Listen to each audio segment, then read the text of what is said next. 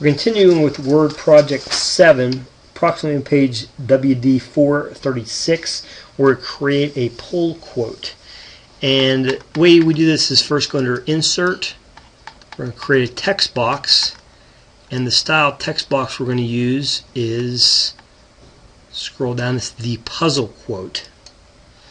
And this is what the puzzle quote will look like. Now we want to put some text in there that is our text. So what we need to do is go onto the document, and we're going to actually choose the text that is above the paragraph. Says purchase a well padded and well designed carrying case. So this is the area that is copied. I'm going to copy that text, and then in the text box I'm going to right click, and when I go to paste I'm going to use the middle one, which merges the formatting, and that keeps the font color and size and everything the same. And I can actually narrow this or widen this and make this taller. To make this look a little bit better, the book suggests that we go on to the next part, which is on page WD 442, and under the Format tab they want us to choose the shape style, which is this bottom blue one. I believe they also have a center of the text to make it look a little more presentable. And then what we may need to do is play with this a little bit, juggle it around, maybe even change the font size to make it a little smaller, so that it fits better in the location we need it to be pasted, or not be pasted, just be located. So we'll play around with this a little bit. The ultimate ending place for this will be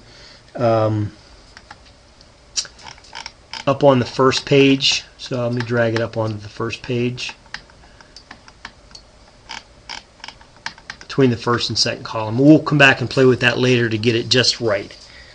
Okay, I'm going to save it again because this is a great place to save. I want to mention something I forgot to do earlier, and you can pick it up now, is between each of the columns I should have had lines, and the way you can fix that or add that is under Page Layout, go to Columns, and go to More Columns, the bottom, and hit Line Between, and it puts a line between the columns. So that's kind of a nice nice feature, and it will clean up the other ones as we get later into the document. Okay, let me save that again.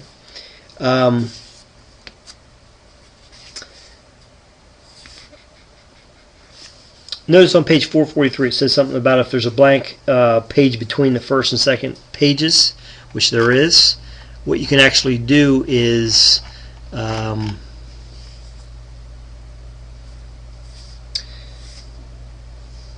says go to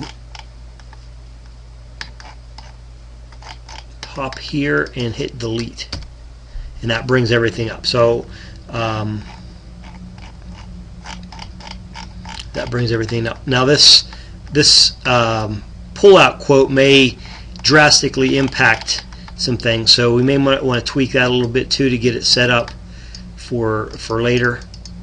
Let me change the font size. I think they actually had to change that to maybe as low as 14 or even 12. Make it 14 for now. And I have no problem if you need to change it to make it fit accordingly. If it doesn't quite fit what the book has, that's not a major problem for me. So feel free to adjust that as needed.